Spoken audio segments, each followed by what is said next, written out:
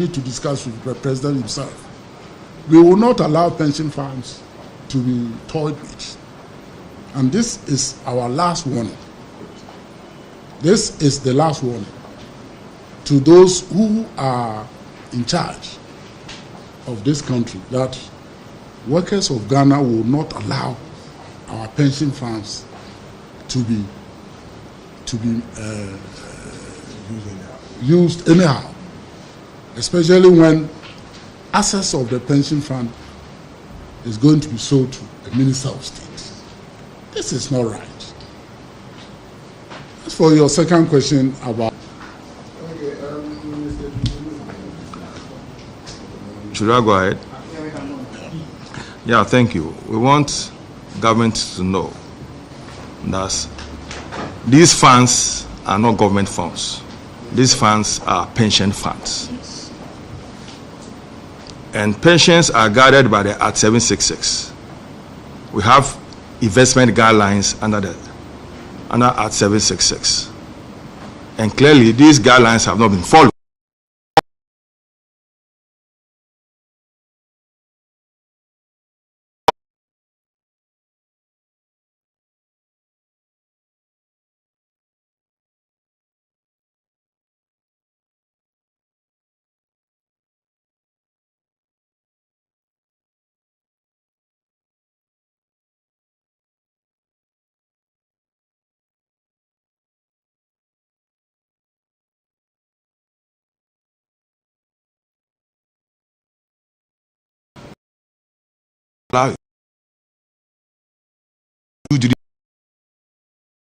We are called answer immediately.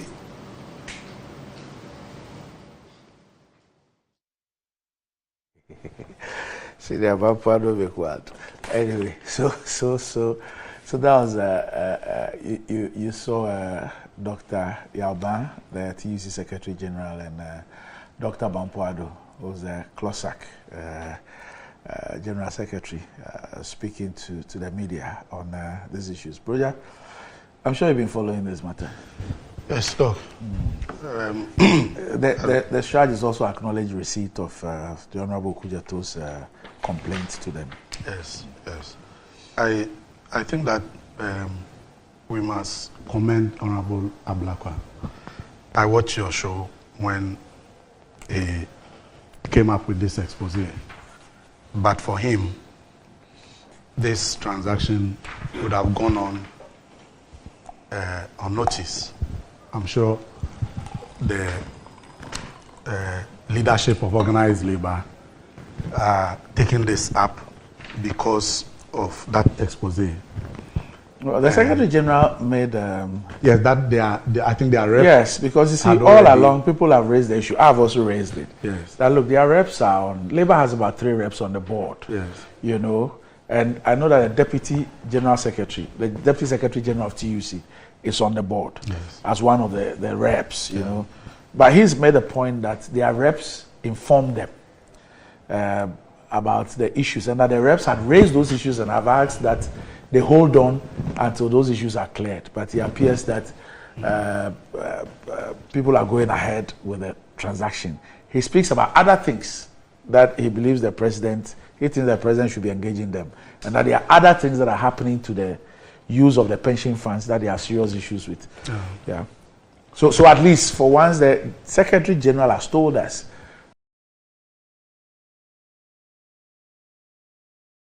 the board.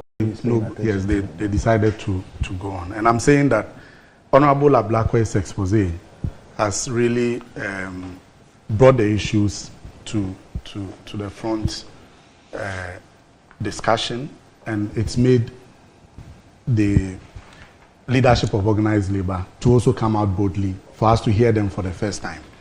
And so we need to commend him. He has done a series of corruption expose, and I think that if there's one member of parliament under this parliament, in terms of this, the parliament of 2021 to now, that's the 8th parliament, yes, who has been consistent with corruption exposes and has helped in protecting the public purse. That's Honorable Ablakwa, and it will not be out of place if we commend him. You remember that his expose on the purchase of a building in Norway to be used as Ghana's consular office led to the abrogation of that sale. And so for me, he's doing quite well. And the issues that he has raised are not issues that can be treated with kid gloves. Let me put it that way. Because if you read the response from SNET, it appears that SNET does not appreciate how serious these matters are. And they, yes, of course, they confirm that Honorable Brian, the Champions Hotel or company, is the one that has been given that deal, confirming exactly what Honorable Ablakwa has said. But it appears that they are not really concerned about all the issues that are coming up. And so I'm very, very happy that organized labor has added a voice. And if you listen to the communication, you could see some seriousness in what they are communicating. And I think that they mean what they say. Because they said it's a last warning, one of them, to play chaskele with pension funds. And so this is good that it has come up. It's now before Shraj. I think that Shraj must go into it. They must do a good job when it comes to conflict of interest issues. They should really address it properly, not as they did with the Ken Bond issue. Because, look, issues of conflict of interest, the Constitution is very clear. It's not just about real issues of conflict of interest. In fact, perceived and likelihood of conflict of interest. That's what the Constitution says, if you read Article 286. Likelihood of conflict of interest should even be a matter of concern. That public officers should not put themselves in a position where their personal interest is likely or will conflict with their public functions. And I've just chanced on the letter, which was again published by Honorable Ablakwa, that the Edina Traditional Council, I'm sure, Doc, you have seen that letter. They wrote to the Director General of SNET that the minister himself led investors to the Elmina Beach Hotel to inspect the facility. So it tells you how the minister himself is personally involved in this deal. And this is a clear case of conflict of interest. And this transaction must not proceed. They say that if you read the response from SNET, they say that initially there were 6 hotels that were up for sale. They have abandoned 2 and are now concentrating on 4, which means that the initial procurement processes that were started had been abrogated or amended midway in order to suit the minister. Honorable Ablakwa again has exposed that sometime in 2022, SNET's interest in Grand Regency Hotel in Kumasi, 25%, was sold to the minister. What is it so special about Honorable Brian the Champion that SNET has these sweet deals with him? What is it so special? If you read SNET's response, they say that they started the procurement processes in 2018 when the Rock City Hotel had not even started operation.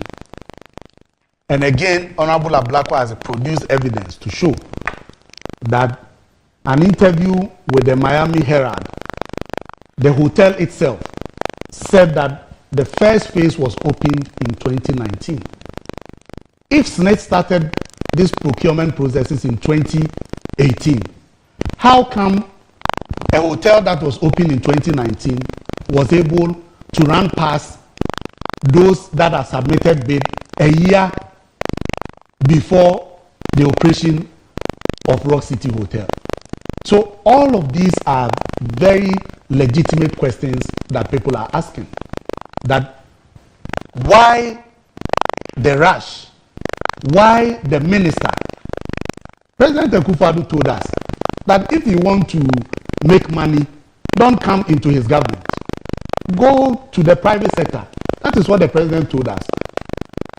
And 7 months in this administration, there have been consistent, persistent interest of government appointees treating government offices as though they were managing their private businesses, profiting from government agencies, profiting from their public offices. Ken Ofori-Atta, Ghanaians have been crying for many years about how his businesses were profiting from the loans that he was heaping on Ghana. Today, Ghana has to do a debt restructuring program, which is going to cost the country huge sums of money. Look, last week, I got to know that all the delayed projects, the financiers have written to government that they will not finance the cost of the delay. And these are over 100 projects that the cost of, because government has written to these contractors to hold on, and they are keeping their workforce, they are paying them all at the expense of the taxpayer. And so it is government that is going to pay the balance of all the delays. How did we get there? Because Ken Ofori-Atta was contracting loans, his company was profiting from it. In fact, in the first bond that was issued, the $2.25 billion bond, Shraj confirmed that the finance minister's business dealings with one of the directors of Franklin Templeton, I think Trevor Tregain, they established that the finance minister has something to do with him. And so all of these things that have come up, how former deputy minister of finance, minister of state at the Ministry of Finance, Gold Star or Black Star company, was also benefiting from transaction advice and a whole lot of things. Up to today, President Akufo-Addo is not interested that his ministers are benefiting from public office. They are operating as though they were in the private sector and making money in government.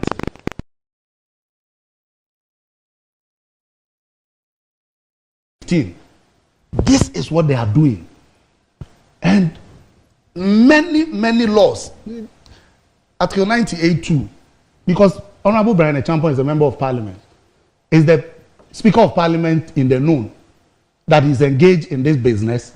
Has the Speaker given him any permission to do that business?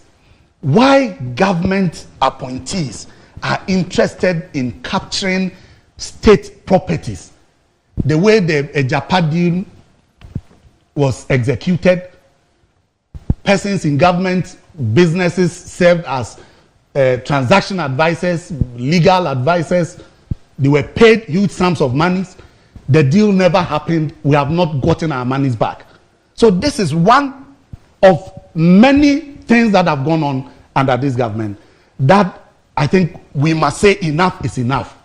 This Brian Echampo Senate Suite deal must not happen. If it is for that reason, the Director General of Senate was removed under that bizarre circumstances, directing him to hand over quickly within a few hours, then it will not happen. If this was the reason why Osafo Mafo's son was took over from the former Director General, this should not happen. This deal must stop. The organized labor must not take their eyes off. They must continue to agitate.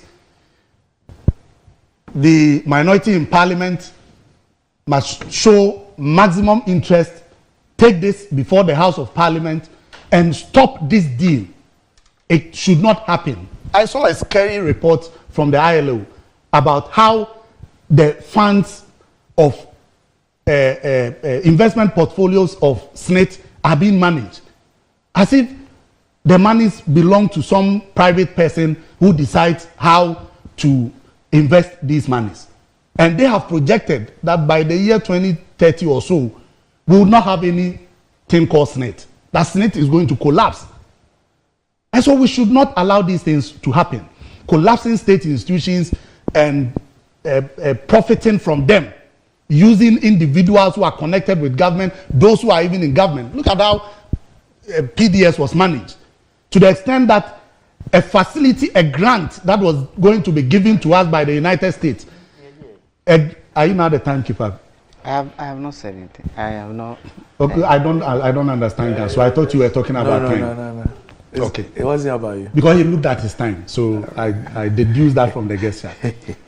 Look at how PDS was managed. You see, I have to be careful, brother. How monies that were given to us for free by the United States government, because of President Akufo-Addo's cronyism, how he wanted persons close to him to benefit from the deal.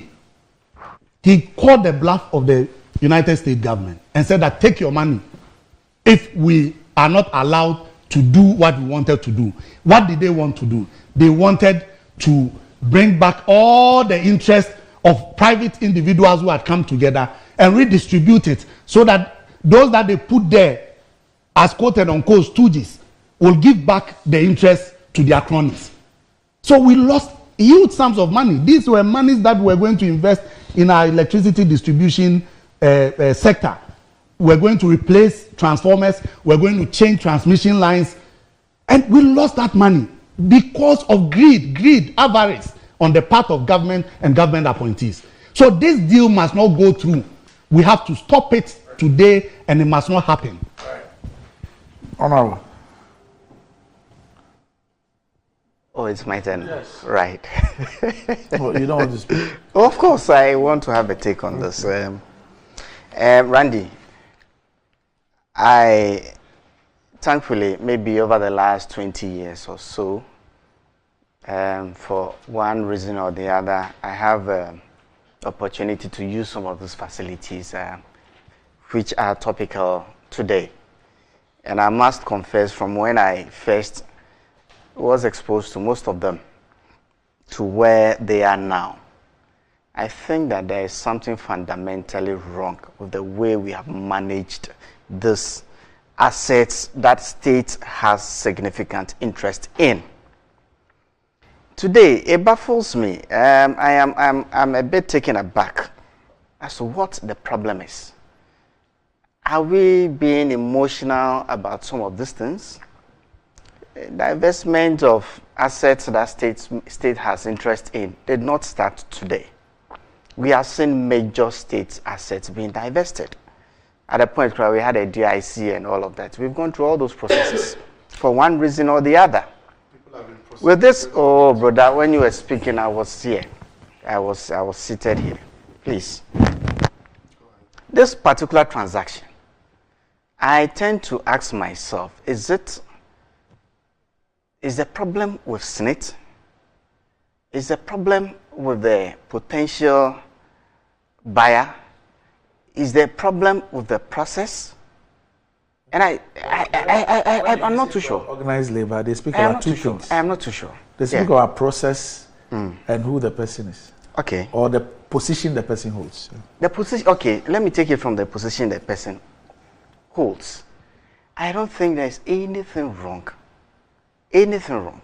Because the same constitution that Broda referred to, Article 78, Article 98, gives processes that a minister or a member of parliament can go through and still hold an office for profit.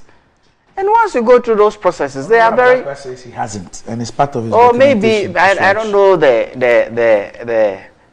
the processes or the data or whatever information available to Honorable Ablakwa. But if I have interest in this asset, until it's acquired, I cannot go to the speaker to say that I have acquired this asset and henceforth going forward, I'm going to be CEO of such an entity. Not until the transaction is completed. No. What I'm saying is that if I am going to the speaker to apply to be the CEO of ABC company, I must have had ABC company before I go ahead. Yes. So if I have a registered company, yes, I have a registered company, the law enjoins me to seek permission from the speaker to continue acting as a director or shareholder of the company. So if I have not done that, have I offended the law? If he has not done that, yes.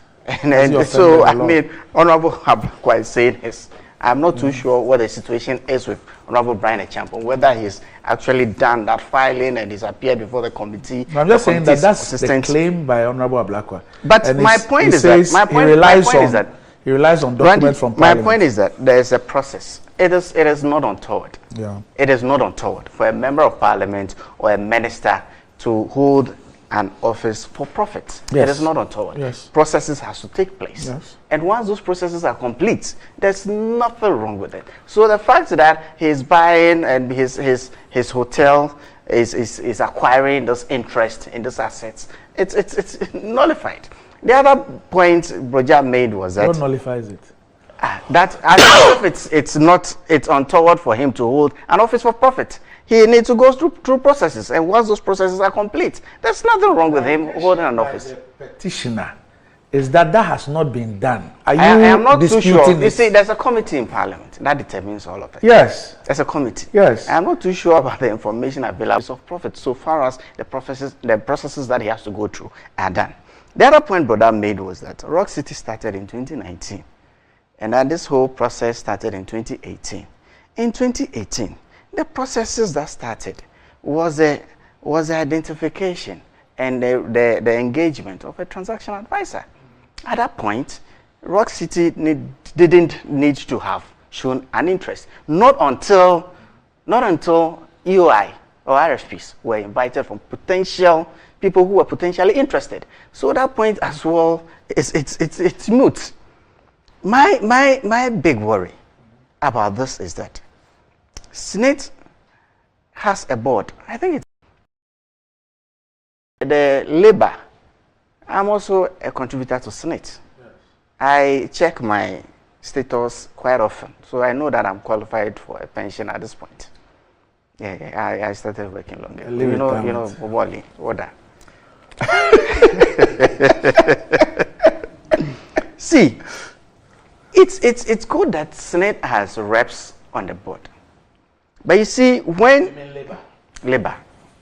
Okay, Labour has reps on the Senate board. That's the right rendition. And in the whole process, they have had and raised issues that they claim have not been acceded to. I'm wondering what those issues are. Maybe in the presser, he should have come out to say whether it was the whole process that they were not happy with, whether it was evaluation, but to say that because it is going to a minister or... What they said was that their reps said that they have raised issues and that they asked for the process to be halted. Halted? Yes. They might have had reasons. But they realized that despite the issues they raised at the board and asked for the process to be halted, Senate is still going on ahead with the project. You see, they had gone further on to say that one of the problems they had or the issues they had was the potential buyer. Right? Yeah, but that wasn't attributed to their reps on the board. They had issues with the process. Labour doesn't have an issue with what you are talking about. The board, their reps on the board had issues with the transaction. Yes. The TUC Secretary General has told us that he has issue with a potential buyer. Yes, they said they have. But we cannot put the two together and say maybe the reps on the board had issues with a potential buyer. No, I'm just saying. Remember that this whole potential buyer. Chief, I'm just saying that let's be careful. See, the TUC boss didn't say that their reps had an issue with a potential buyer. Okay. It could well be that they did, but that's not what he said. See, with what we played. So. Thankfully, once upon a time I had the opportunity to go through some of those international competitive tendering processes. And I can tell you, the processes are so detailed that not until the end of the process, you will not even know who the potential buyer is. And so for you to have been part of the process, only at a point where probably it comes out who the potential buyer is, then you begin to have issues. I don't know. The exact issues that they have, I'm not too privy to it because he thinks that they need audience of the president to discuss some of these issues. But what I want to say is that, look, per the explanation given by Senate, where they started off to get a transaction advisor, at the point that they did an EOI expression of interest or the response for proposals, RFP, I think that what I've seen so far, the process has been transparent. And it shouldn't be because it is Brian Echampo. What if it was Brother Jemfi? I mean, why should Brother Jemfi qualify as a Ghanaian? My name is Broja Jemfi. He qualifies to acquire an interest in a state asset, but Fuseni should not. I mean, I cannot reconcile those two positions because A, who's a political office, the political offices are not perpetual. It will come to, and at one point in time. So if I have the privy and I have the capacity to acquire interest in what is a transparent international process, I really finding it very difficult to reconcile the position of labor. Maybe the issues the TUC Secretary General is talking about, because I'm not privy to, I cannot.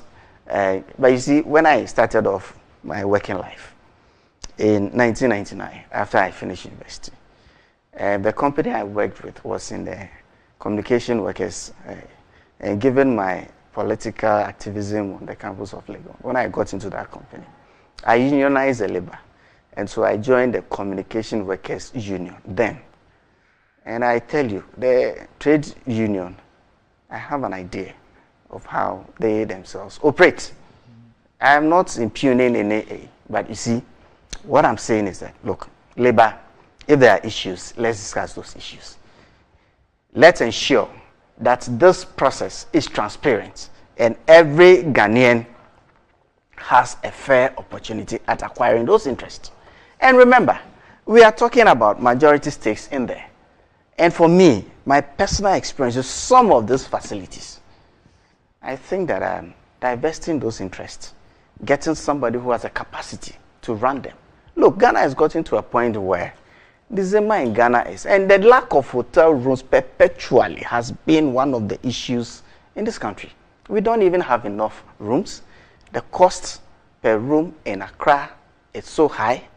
It is time for us to push beyond our tourism industry. And these are very basic things that we should address. You know what? In Ghana, I know that you have a very good experience when it comes to running this. Hotel prices? Oh, I know. You have a very good 21 taxes and levies. You have a very good experience. Yeah. And so for me to pay that amount, I need to have the utility of the money that I'm paying. Because I not too long ago, I was in Cape Coast. I used a limit. Compared to what I used to see 18 years ago, I thought that something drastic had to be done to save that facility. La Palm, Labadi. I mean, from where they used to be and where they are today, I think that it's a very good attempt.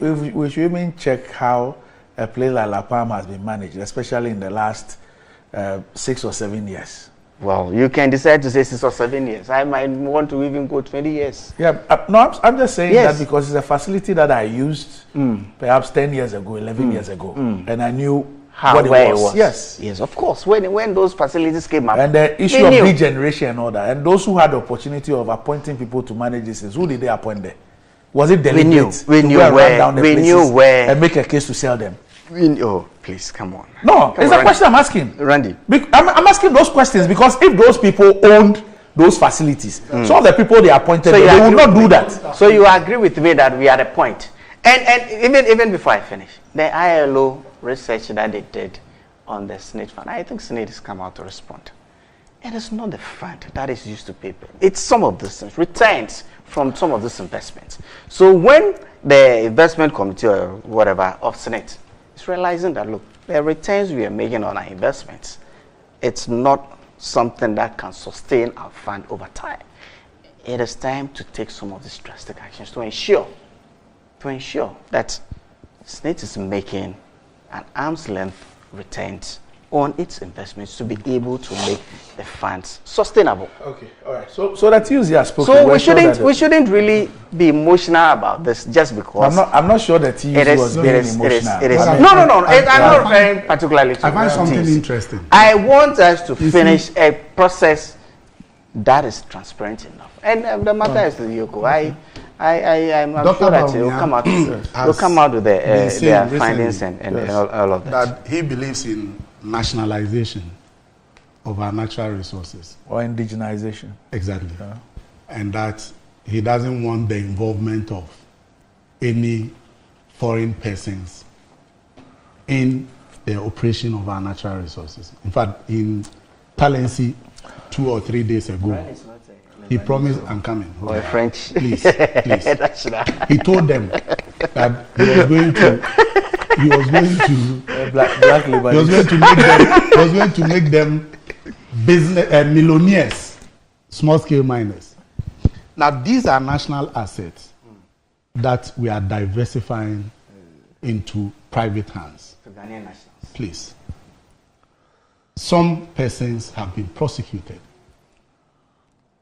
from this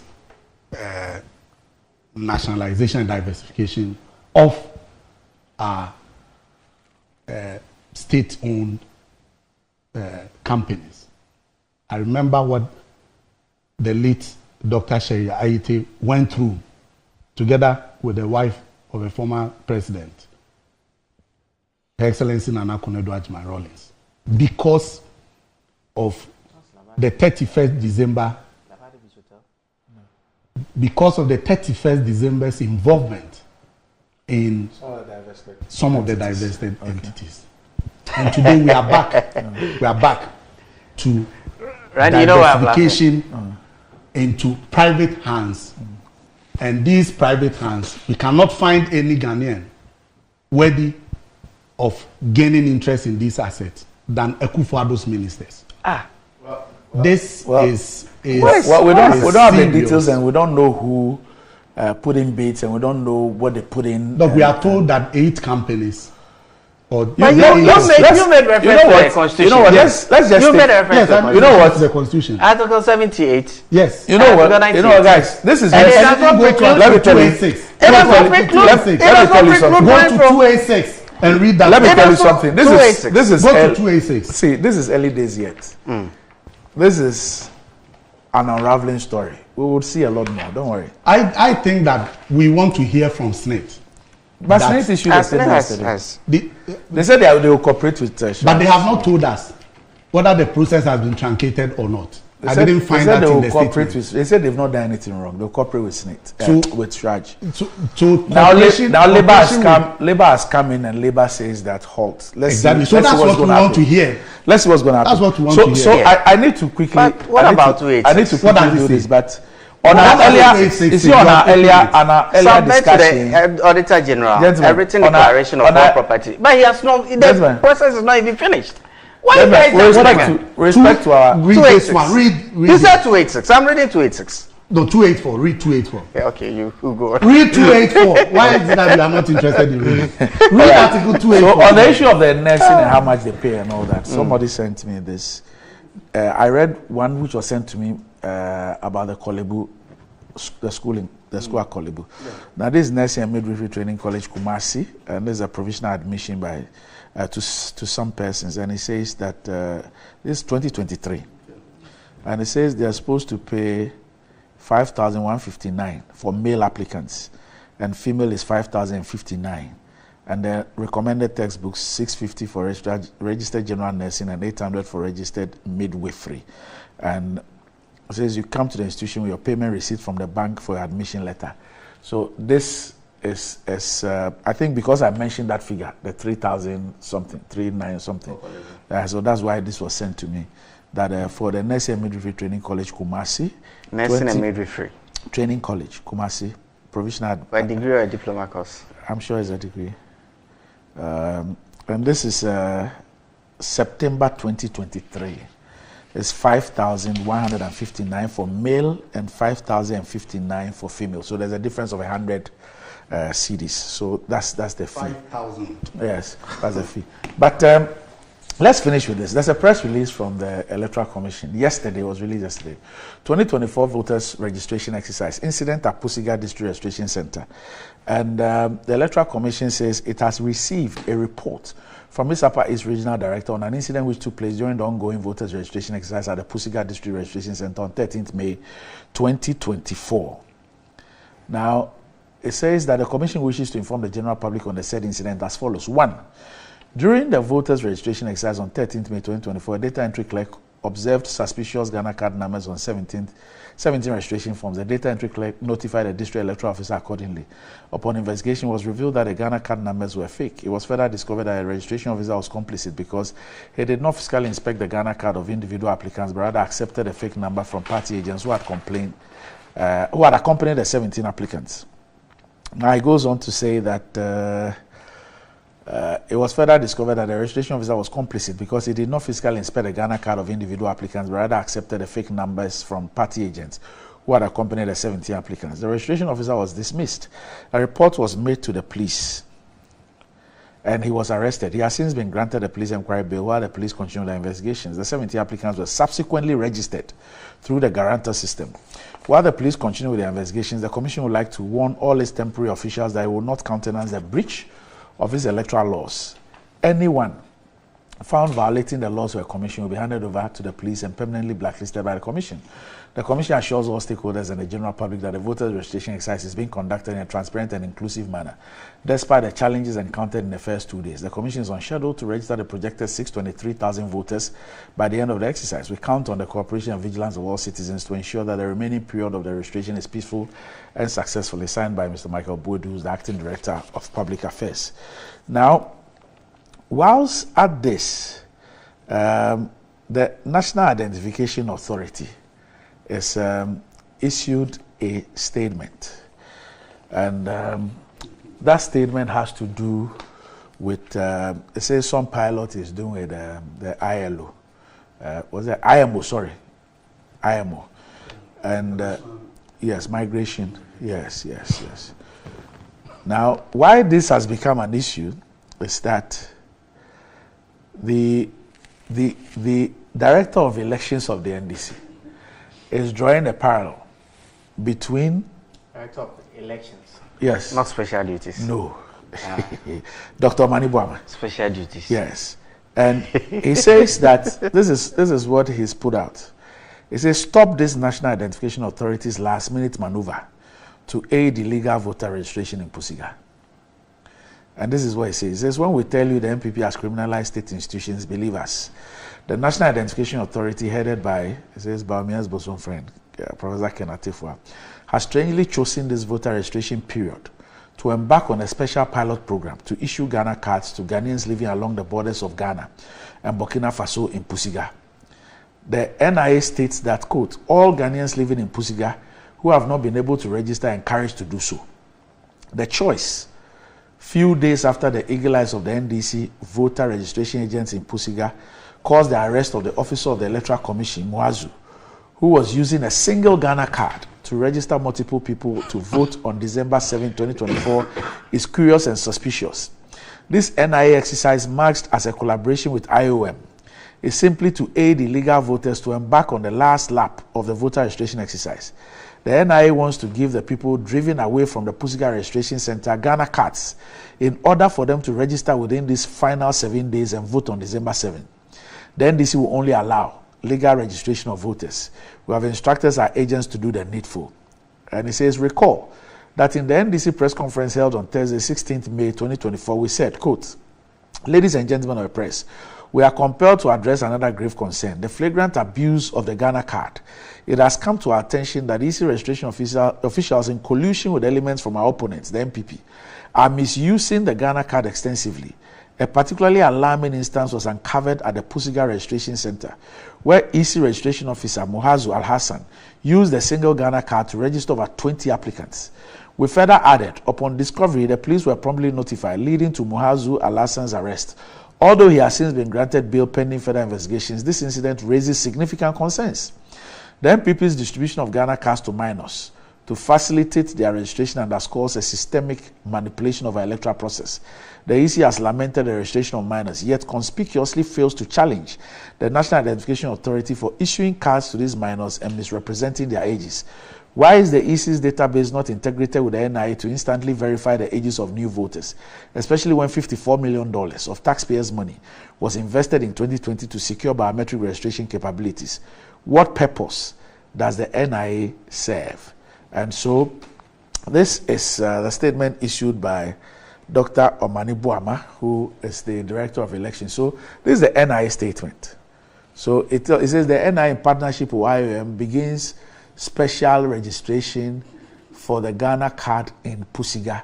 It says the National Identification Authority announces to the general public that in partnership with the International Organization for Migration, it will commence a special pilot Ghana card registration for Ghanaians living along the borders of Ghana and Burkina Faso, beginning Monday 20th May, that was yesterday, to Friday 14th June 2024 in Pusiga.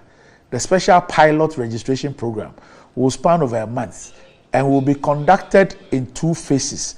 Therefore, all Ghanaians living in Pusiga who have not been able to register are encouraged to do so. Phase 1, 20th to 31st May. And the places are there. Wedana, Pumako Area Council, Kulungugu, Pusiga. Then phase 2, 3rd to 14th June, the areas are there. And then you have a phase 3 as well. Now, some very interesting questions arise. I've already told you that what Dr. Manibuama has done is to link the Pusiga incident, where incidentally you had a Ghana card which was used, one Ghana card was used to register 17 different people. And they say they have subsequently been registered with this one. And it says that now the EC has accepted that fake Ghana cards are being used to register. It says Tumu, Gwolu, and Hamile are all border towns.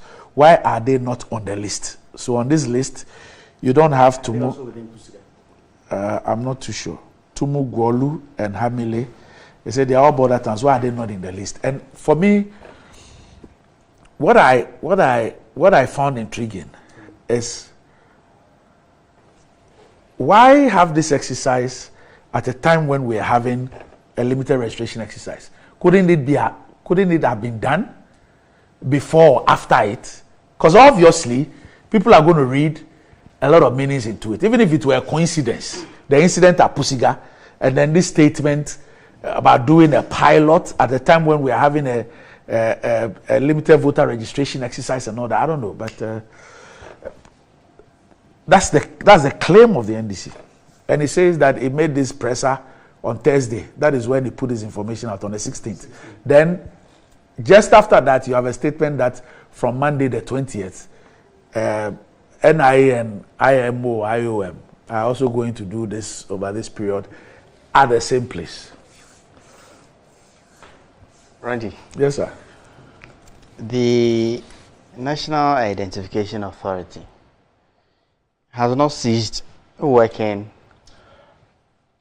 because we are having a registration exercise. I am sure that I can walk to Kanku North today, and if I don't have an NIA card, I could get one. Right? They have a district office in Pusiga. Yes. So why are they doing a pilot exercise around the border at the time when we're having a registration exercise? We've always had challenges with people on our border towns. It's not exclusive to the people in that part of the country. Everywhere along our borders, we know about the nature of our boundaries and all of that. So there's always been challenges. So if they did it now, if they did it yesterday, or they do it tomorrow, those challenges will be there. What I want to say again is that I don't know when these issues of minors, I don't speak for the EC. And certainly, there is no guarantee, no evidence that this is being perpetuated by the New Patriotic Party. There is no evidence to that extent. But as a Ghanaian who wants a fair and transparent process, my take on this is that, look, the NIA started issuing cards to people who are 15 years, right? And you have to be 18 years to qualify to be registered as a voter as of the time of registration. And so, these issues of minors being registered, I mean, it's neither here nor there, because, look, if you have the NIA card is a primary identification card. If you had an NIA card and you go to a registration center, based on the data there, you are registered. It is our opponents who, or the NDC in Parliament, who insisted that we should still continue with this guarantee system. Fine. We found it prudent for the inclusion of this process. But you see, in all of this, I think that the EC itself has to take some firm position, especially on its temporal staff. How come you register people by maybe somebody mentioning an identification number over the phone or written on a piece of paper without you physically looking at the primary document? I don't know how it happened. The other one is that who actually discovered this anomaly in the system? If the EC itself, through its checks and balances, the temporal staff, who the 17, the NDC agent, yes, that's why we have. So they reported it to the police. That is why we have the agents today. I am sure that there are places where the MPP agents will also have come up with things. I mean, that's a question to the processes. If we have those check and balances to ensure that only qualified people get their names on the electoral rolls, so be it. But post-registration, the EC has processes to also clean the data that they are collecting. Post-registration, there will be exhibition. People still have the opportunity to add and remove from the register. So I think that what we need to do as a people is to support the processes of the EC. I mean, when you are dealing with these large numbers, and not too long ago, some infographics a couple of days ago also became topical, just because some number of challenges had been repeated between Greater Accra and some other region up north has been also topical. I think that we should rather support this institution. We have agents there. The agents are there to ensure that whatever registration is per CI 91 as amended by CI, I think 126. Those are the existing frameworks. Anything untoward should be a. But the point again should be made that the fact that we are having a limited registration exercise does not preclude the NIA from doing it. It's doing it in collaboration with the IMO. I don't know the program of the IMO. I don't know when this was agreed. I don't know whether they were even setting on the location and dates before the EC actually came out. You know, not too long ago, the EC program for the year itself was being. So these are all things that we should take it, and we should not read meanings into every act that is happening and the level of suspicion. I mean, for me as a Ghanaian, I want a transparent voter register because I believe the level of mistrust and the accusations and all these things, especially about foreigners getting onto our voter roll and all those things, and the kind of noise that we've made. At least common sense, if for nothing at all, common sense must tell somebody that you don't do this thing at a time when you have an event linked to an election. If for nothing at all, common sense must tell somebody that on the basis of our history, even our recent history, and the issue of foreigners and all that, to do this at border towns. I hope you understand what I'm saying. This we live in a country where even when we are registering, we are able to increase security presence, close our borders, and close borders and do all those things. Why do we do that?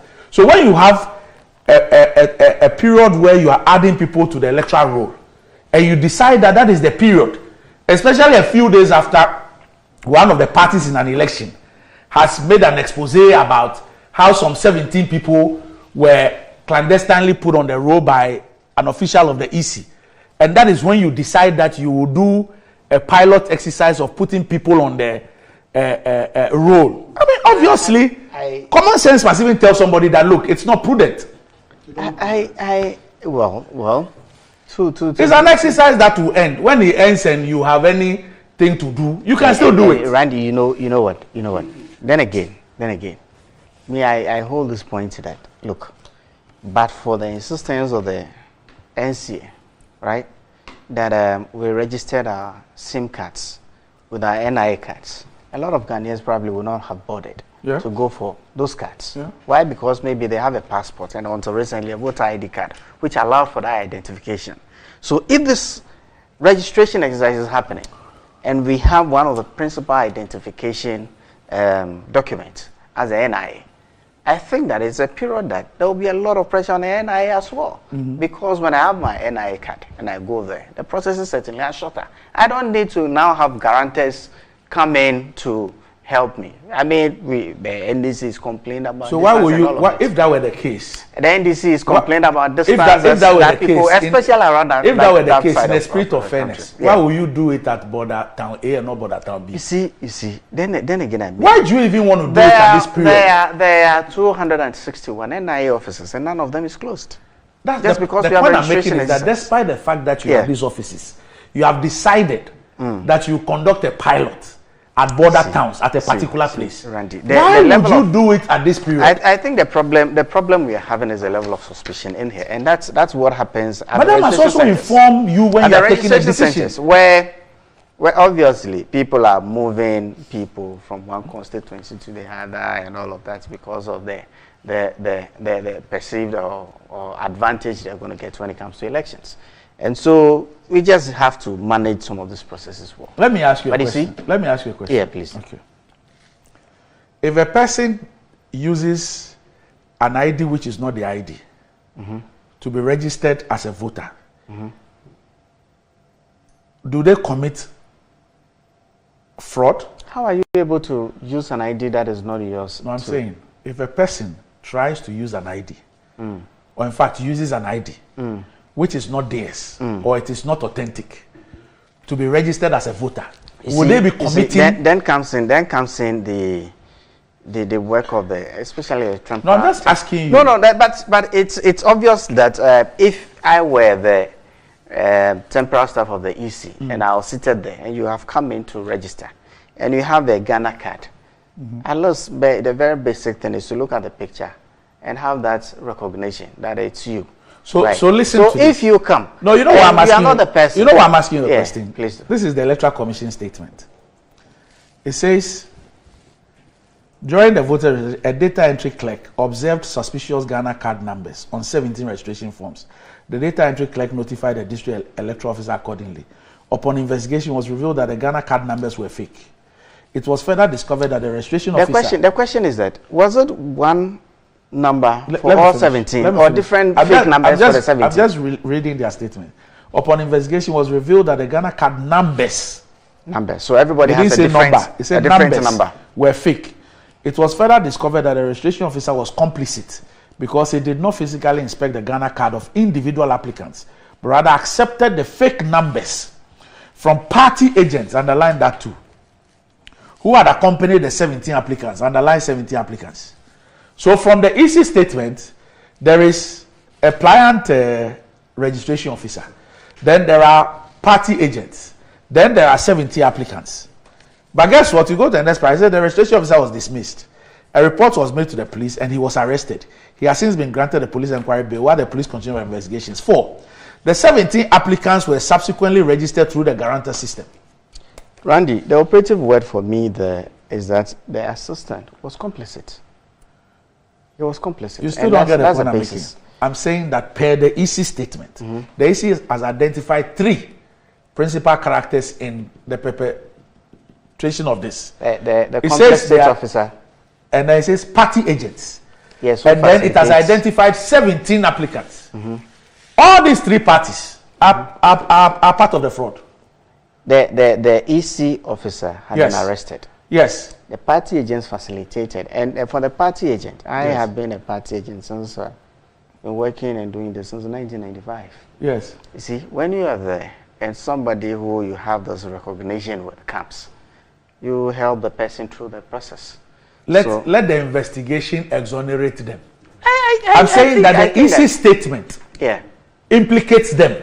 This is the Electoral Commission statement. And I'm not analyzing anything in vacuum. Randy, the reality is that if you attempt to register with a fake document, are you not perpetrating fraud? Okay, of course you are. So you say that this statement says that the 17. And the EC has arrested the EC says that the 17, that is what they did. Yet subsequently it has registered them. And it identifies party agents as people who assisted the perpetration of the fraud. But they were not reported to the police and they have not been arrested. Then again, in any case, those 17 people could have got guarantors and they still would have gotten on their electoral roll. Yeah, but they could have, and what happened are two different things. Yeah, I mean, we are dealing with what happened as reported by the EC. And I'm asking questions on the basis of the EC's own statement. Well, the EC officer who was found to be complicit was arrested and he's been granted bail. So the EC officer went to the people's homes and went to pick the 17 and gave them those fake things and brought them to the center and assisted them to register. That's not what they are telling us. That is not what I want to believe, because I have worked as an EC officer. There is no point in that I want to be. Look, but Honorable, you see, must you defend everything? It must not be so. These are issues that, even from the EC's own statement, clearly indicates that something wrong had happened in Pusiga. But look, you see, we in the NDC know that the MPP is very desperate going into the 2024 elections. We know. And so whatever we do, we plan for that desperation.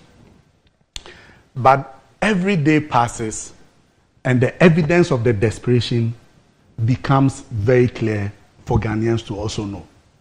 So it is not only the NDC that has now seen that the NPP is desperate. Ghanaians can also testify that these guys are not ready to account for their stewardship. They are not ready to face accountability. And so they are doing everything within their power. And in some circumstances, even beyond the power that they have, to ensure that they continue to perpetuate themselves in power. And so the issue that has happened in Pusiga is just one way of exposing that desperation on the part of the NPP. Look, it does not, please allow me to speak. I'll tell you, I'll show you why it is the NPP that is doing this. The issues in Pusiga did not just start with the registration of fake Ghana cards. There's no evidence that is MPP. Look, I'm going to tell you that it is NPP. So show us. Okay. So they started by aiding foreigners, Togolese, to the registration center in Pusiga. These are just allegations. I'm going to tell you, look, you hold on. Okay. That is what they did. They buzzed non-Ghanaians, non-residents in Pusiga to the registration center. And our people resisted. In the impasse, the immigration officials were invited in. When they came and interrogated these potential registrants, some of them admitted that they were not Ghanaians. So the immigration officers drove those people away. So this is how it started. Then they now found a means of getting fake Ghana cards to still register these people because they did not even have the Ghana cards. And the people who were going to be their guarantors, when they were interrogated by the immigration officials, said that they didn't even know them. And in fact, some of them admitted that they were not Ghanaians. So the immigration officers drove them away. Now, how do you get those people back to register? It is the reason why the NIA is going to that border town to register people on the border town. Because they have failed to get those foreigners onto the electoral roll. Look at the timing for this so-called phase 1. When is it starting? 20th to when? 14 June. No, the first phase. The first phase is up to, I think, 30th yes. May. And the registration is ending on 27th. Okay. So they are going to issue these cars to the same persons that were driven away by the immigration officers, so that those people can now come. Please, can't the NIA just wait to the 28th to start this thing? Why? Because this program. They have spent money. Why do we like creating problems and they confusion have in this spent country like money that? in bringing people to the border towns, please. To the border town of Pusiga. And Pusiga is not the only border town in Ghana. Why do we like doing this? Can't this thing wait till 28th? No, can't it wait till 28th? It cannot wait because that's it, the agenda they want to do. Why the do we want to do this? Why do we don't like our peace? Don't we value our peace? And if you listen to Archbishop Duncan Williams yesterday, this is something that government must learn from. Don't we value our peace? The people think that Ghanaians are timid, we can let things go. But for the intervention of the immigration officials in Pusiga, it would have turned bloody. It would have turned bloody. But they were able to intervene and got those persons away. And I'm even curious that they did not arrest those persons. Today, on the front page of Daily Guide, 2 Togolese arrested for voter fraud in Buem. Buem is also a border constituency. Why is the NIA not registering people in Buem? Why is the NIA not registering people in Aflau? Elubo, they can't do the pilot in Elubo. Elubo is also a border town. Pada is a border town. Why can't they go there and do it? But I see, it's so curious. So this is very clear. Anybody sitting somewhere, a place where you have had an incident, where 17 people, they've seen them. There are even 20, not 17. Yes, they like this. We've seen them. Now we are even told that these 17 people, we have used guarantor system to put them on. Meanwhile, at another place where we found 2 people, we have arrested them. So these 17 people who tried to fraudulently get on the roll, how do you give them another opportunity to get there when they were engaged in fraud in the first place? In fact, your statement says that they were aided by party agents. Why have those party agents not been arrested?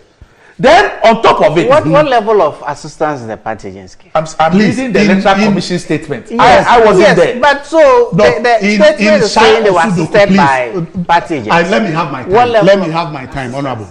Doc, in Shai Osudoku constituency, the NDC youth organizer this is what the statement says. Upon investigation, it was revealed that the Ghana card numbers were fake. It was further discovered that the registration officer was complicit because he did not, look at what he said, he did not physically inspect the Ghana card of individual applicants, but rather accepted the fake numbers from who? Party agents who had accompanied the 70 applicants. Look, in Shai Osudoku, in the last registration, no, Honorable, please, allow me. In Shai, no, I will not allow you. You didn't allow me. In Shai Osudoku, in the last registration, the NDC agent was arrested. Why? Because they arrested some people that they claim were minors. And those people mentioned the name of the NDC youth organizer as the one who asked them to come and register. He was arrested. The Attorney General advised that he should be prosecuted. Why the pick and choose?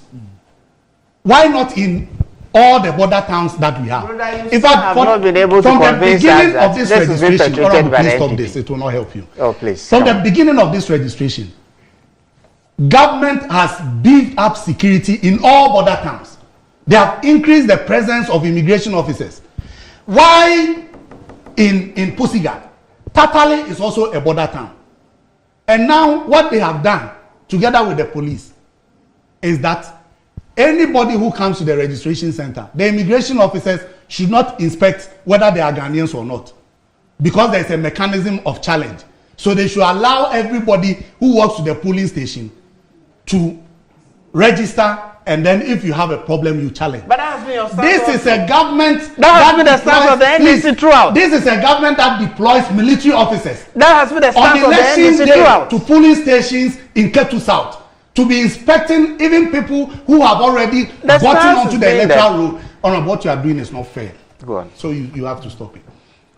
On registration, on voting day, NPP is able to deploy military officers to registration centers to be questioning voters whether they are Ghanaians or not. That is not This happens in many border communities.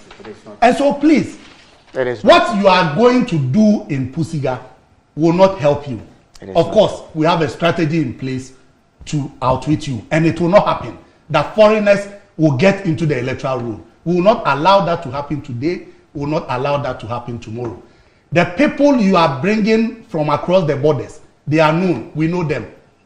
And we are going to use every means possible to make sure that these people do not enter the voters register. Special duties. And that is why because we have outwitted you, all the things you have done, it has not worked. You want to use the NIA to aid these people to get some legitimacy and come back to register. It will not happen.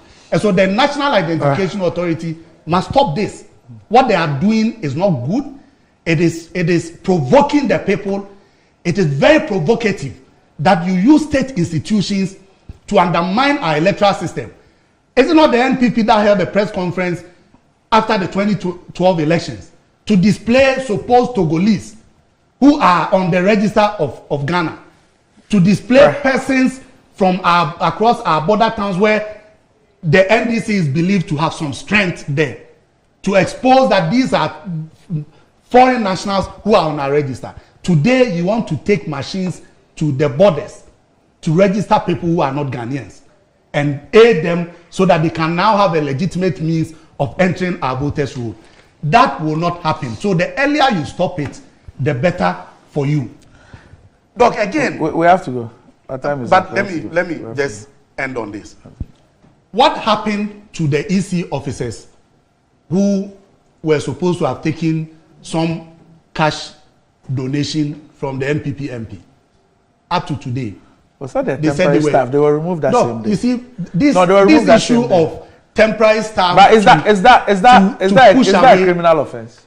Of course, yes. No. No, it's not a bribe. No, you must determine that it's a bribe. It's not a bribe. Look, it's only investigation that. No. So the police are investigating. They reported it to the police. They are investigating. So this one too is going to be under investigation. Yeah, they are investigating. Up to now. Yeah. And it is not true that it's a data entry clerk who identified it. It was NDC agent, and there were actually 20 registrants. All right. We broke this story on the 16th.